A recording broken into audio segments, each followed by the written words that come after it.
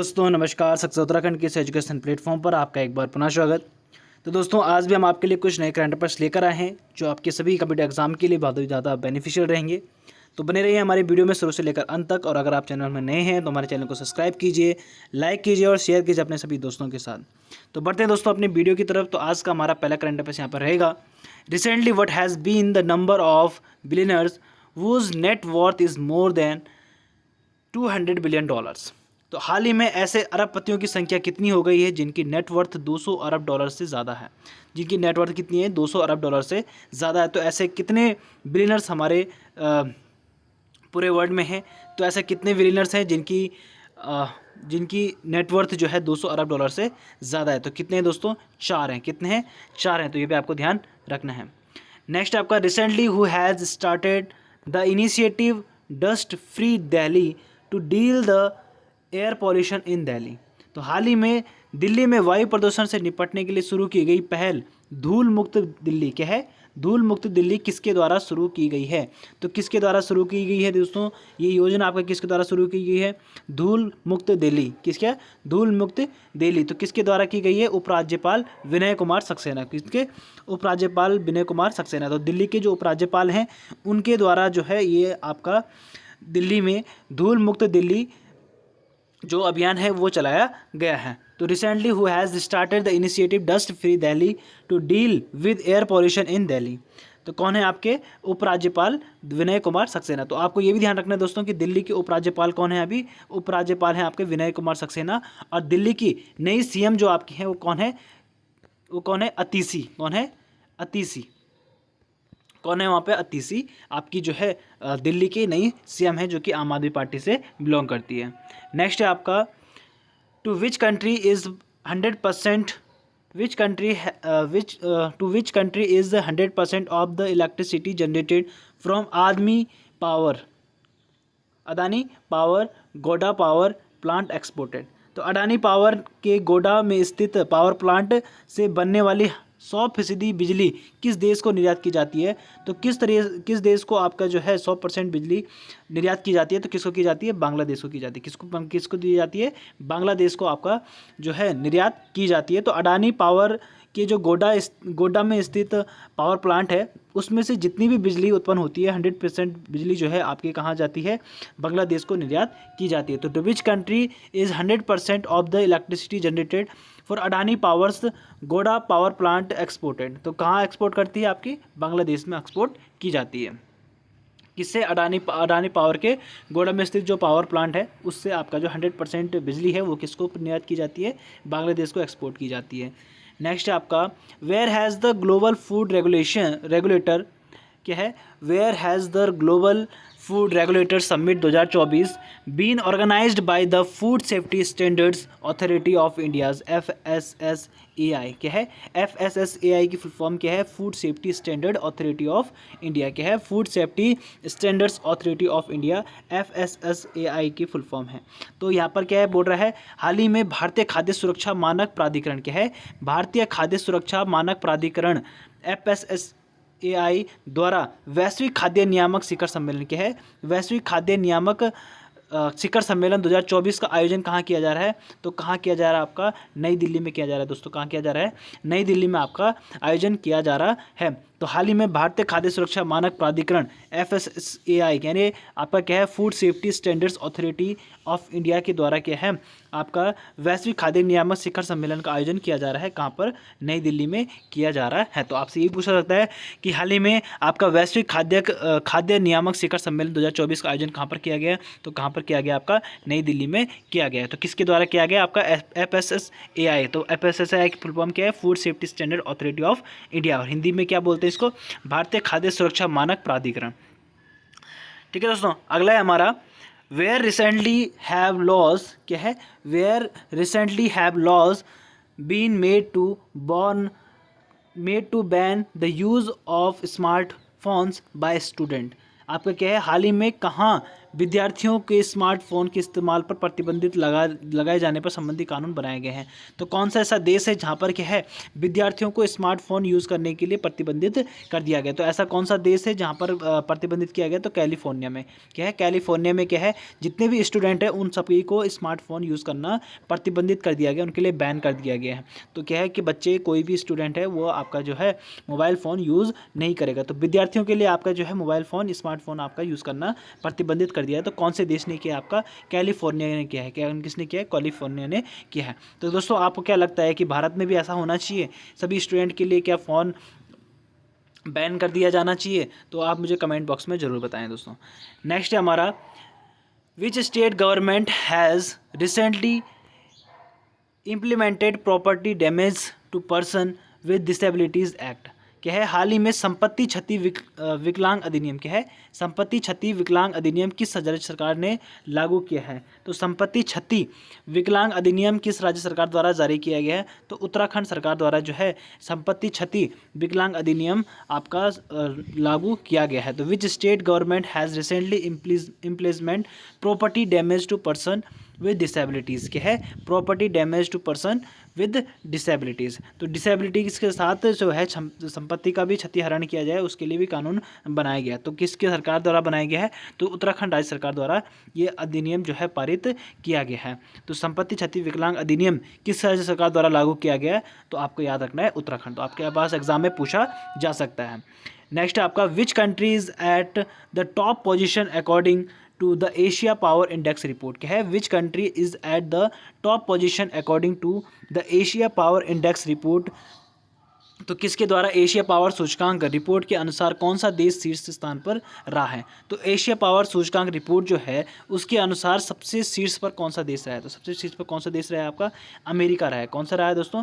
America जो है आपका सबसे शीर्ष पर है। तो which country is at the top position according to the Asia power index report? तो एशिया पावर सूचकांक या एशिया पावर इंडेक्स के द्वारा रिपोर्ट के अनुसार यह है सबसे शीर्ष पर या टॉप पर आपका कौन सा देश रहा है? तो कौन सा रहा है? आपका अमेरिका रहा है। कौन सा रहा है? अमेरिका रहा है दोस्तों। नेक्स्ट है आपका, इंडिया इंस्टीट्यूट ऑफ टेक्नोलॉजी क्या है इंडियन इंस्टीट्यूट ऑफ टेक्नोलॉजी यानी IIT and which organisation we have jointly developed a bullet proof jacket called ABHED क्या है ABHED? तो भारतीय प्रौद्योगिकी संस्थान आपका जो IIT है उसके किस संगठन ने मिलकर ABHED नामक बुलेट प्रूफ जैकेट विकसित की है? तो IIT ने किस संगठन के साथ मिलकर आपका क्या है ABHED नामक बुलेट प्रूफ जो जैकेट है उसको विकसित किया है? तो किसके साथ मिलकर इन्होंने किस संगठन के साथ मिलकर इन्होंने किया है? तो किसके साथ किया है? रक्षा अनुसंधान एवं विकास संगठन। किसके साथ? रक्षा अनुसंधान एवं विकास संगठन के साथ उन्होंने क्या किया है इस बुलेट प्रूफ जैकेट को विकसित किया है। तो इस बुलेट प्रूफ जैकेट का नाम क्या है? ABHED। तो आपसे क्वेश्चन बन सकता है दोस्तों कि आपका जो हाल ही में एक नई बुलेट प्रूफ जैकेट जो विकसित की गई है भारतीय प्रौद्योगिकी IIT और रक्षा अनुसंधान एवं विकास संगठन के द्वारा जो है एक बुलेट प्रूफ जैकेट विकसित की गई है, तो उसका नाम क्या है? तो उसका नाम क्या है आपका ABHED। क्या है ABHED? तो क्या है आपका Indian Institute of Technology and which organisation have jointly developed a bullet proof jacket called ABHED? तो किसे? Defence Research and Development Organisation. तो किसके साथ मिलकर इन्होंने किया है? तो Defence Research and Development Organisation यानी रक्षा अनुसंधान एवं विकास संगठन के साथ मिलकर आपका जो IIT है उन्होंने ABHED नामक बुलेट प्रूफ जैकेट को विकसित किया है।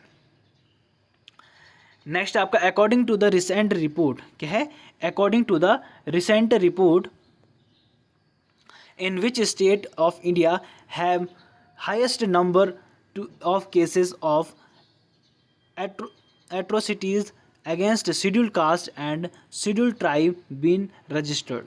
तो हाल ही में आपका हालिया रिपोर्ट के अनुसार, कौन सी रिपोर्ट? हालिया रिपोर्ट के अनुसार अनुसूचित जाति और अनुसूचित जनजाति के खिलाफ अत्याचार में सबसे अधिक मामले भारत के किस राज्य में दर्ज हुए हैं? तो सबसे ज़्यादा किस राज्य में दर्ज हुए हैं? तो हालिया रिपोर्ट के अनुसार अनुसूचित जाति और अनुसूचित जनजातियों के खिलाफ बहुत ज़्यादा अत्याचार किया जा रहा है।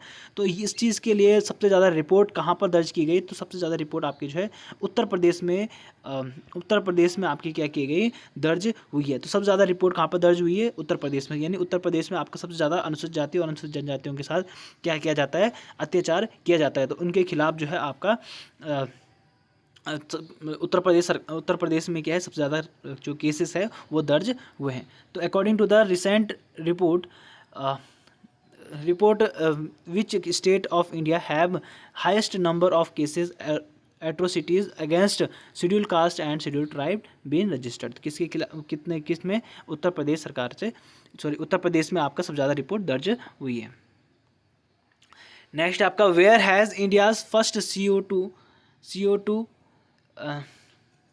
CO2 से मेथेनॉल, ठीक है, CO2 to methanol pilot plant क्या है, pilot plant been launched recently. तो हाल ही में कहाँ भारत का पहला CO2 से मेथेनॉल पायलट प्लांट लॉन्च किया गया, यानी आपका जो है कार्बन डाइऑक्साइड से मेथेनॉल बनाया जा रहा है। क्या बनाया जा रहा है?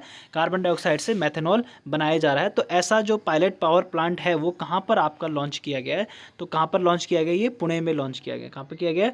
पुणे में लॉन्च किया गया। तो where has India's first CO2 to methanol pilot plant been launched recently. तो कहाँ पर लॉन्च किया गया? आपका पुणे में लॉन्च किया गया है। तो ये भी आपको दोस्तों ध्यान रखना है। तो यहाँ पर क्या है, CO2 से आपका क्या है, मेथेनॉल बनाया जा रहा है। नेक्स्ट आपका on which date World Rabies Day celebrated every year. तो आपका जो है विश्व रेबीज़ दिवस आपका कब मनाया जाता है प्रतिवर्ष? तो विश्व रेबीज़ दिवस आपका मनाया जाता है 28 सितंबर को मनाया जाता है। 28 सितंबर को आपका क्या है, विश्व रेबीज़ दिवस मनाया जाता है। तो on which that is world Rabies Day celebrated every year. तो प्रतिवर्ष आपका कब मनाया जाता है विश्व रेबीज़ दिवस? 28 सितंबर को आपका विश्व रेबीज़ दिवस मनाया जाता है। नेक्स्ट आपका where has the 8th water week 2024 organised recently. तो आपका जो है 8वें जल सप्ताह 2024 का आयोजन कहाँ हुआ है? तो 8वें जल सप्ताह 2024 का आयोजन कहाँ पर हुआ है? आपका नई दिल्ली में हुआ है। कहाँ पर हुआ है? नई दिल्ली में आपका जो है 8वें जल सप्ताह 2024 का आयोजन हुआ है। तो where was the 8th water week 2024 organise recently. तो कहाँ पर हुआ है दोस्तों आपका आयोजन? नई दिल्ली में आपका इसका आयोजन हुआ है। तो नेक्स्ट आपका on which of the following does NPS वात्सल्य योजना, क्या है NPS वात्सल्य योजना आपका जो है किस पर केंद्रित है? तो NPS वात्सल्य योजना आपके किस पर केंद्रित है? तो आपके बच्चों पर केंद्रित है। आपका जो है बच्चों पर आपका केंद्रित है, यानी NPS वात्सल्य योजना किसके लिए चलाई गई है? तो बच्चों के लिए चलाई गई है। तो NPS वात्सल्य योजना on which the following does NPS वात्सल्य योजना फोकस।